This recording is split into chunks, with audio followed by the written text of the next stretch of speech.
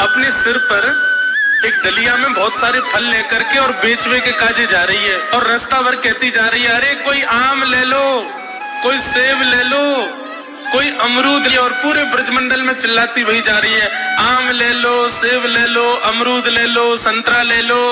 उस स्वर को नंद नंदन ने अपने नंद भवन में क्रीड़ा करते हुए श्रवण किया। नन्हे से गोपाल जी हैं, केवल 3 वर्ष की आयु है ठाकुर जी के। मोटे मोटे पांव, मोटे मोटे हाथ, ठाकुर जी को नेक्सो सो पेट, बटुआ सो मुंह, और ठाकुर जी क्रीड़ा कर रहे हैं। और क्रीड़ा करते करते तोतली बानी में यशोदा मैया से कहने लगे, बोले मैया मैं फल खरीदने जाऊंगा। मैया बोली लाला ऐसे ना मिलो करें, फल बेचवे वाले को कछु देनो पड़े, तेरे पास तो कछु है ना है, तू कमावे धमावे तो है ना है, इतना बड़ा है गो, अब वो घर में बैठो रे।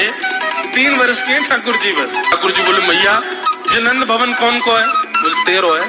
लाख गैया कौन की है? बोले जेऊ तेरी है। और ये नंद बाबा कौन को है? बोले ये तेरो। और मैया तू कौन की है? बोले मैं भी तेरी हूँ। मैं इतनी सबरी संपत्ति को मालिक हूँ, तू यूं कैसे कह रही है? मैं जो कमाऊं धमाऊं ना, ये सबरो मेरो ही है मैया। और मैया देख आज मैं तेरे सामने फल खरीद के लाऊंगा। बोली जा, मैं भी तो देखूं कैसे जाएगा।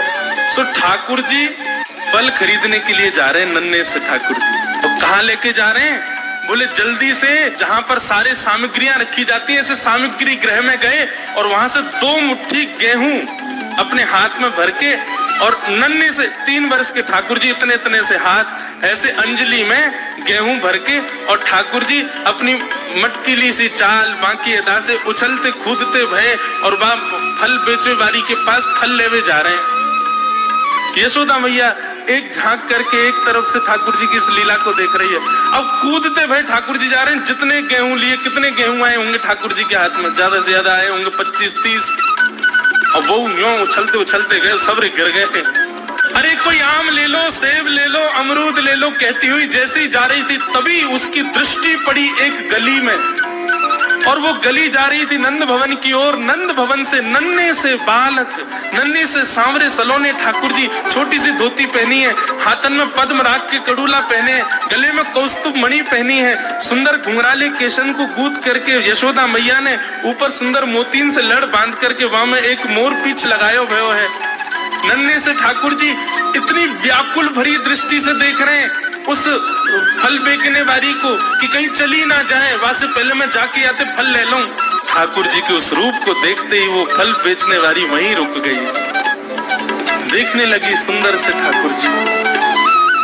ठाकुर जी बाके सामने जाके खड़े है गए। उसने अपने फल की डलिया नीचे रखी। ठाकुर जी फल देख रहे हैं कौन से लेने। अब उंगली करके ठाकुर जी करें, जीवारो दे दो, जीवारो दे दो, ये दे दो, ये दे दो, करते करते करते पूरी डलिया ही कह दी। बोले सबरी दे दो। गोपी बोली अरे लाला ये सब ऐसे ही ले जाएगो, कछु देगो ना मोकू?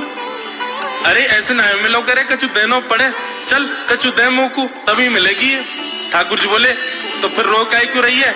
मैं ऐसे थोड़ी लेके जाऊंगा, नंद बाबा को ला लाऊं, मेरी सभी संपत्ति है, मैं अपनी संपत्ति में से कछु हिस्सा तो दूंगा तब फल लेके जाऊंगा। अच्छा दियो, कहा देगो संपत्ति में?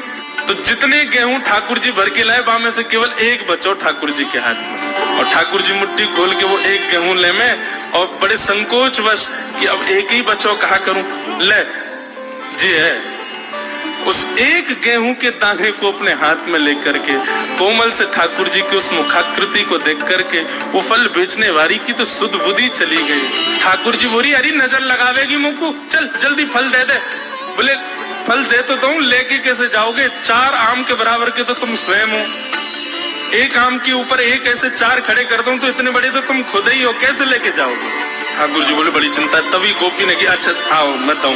ठाकुर जी को हाथ पकड़ करके उनकी कारी कमरी खोली, उनकी पीताम्बरी ने ढीली करी, और ठाकुर जी के कछु फल तो कमरिया में बांध दिए, कछु पामन में बांध दिए, कछु हाथन में बाजू बंद बना के बांध दिए, कछु गरे में लटकाए दिए। ऐसे कपड़ान में फल भर भर के ठाकुर जी के पूरे अंग में फल लटका दिए।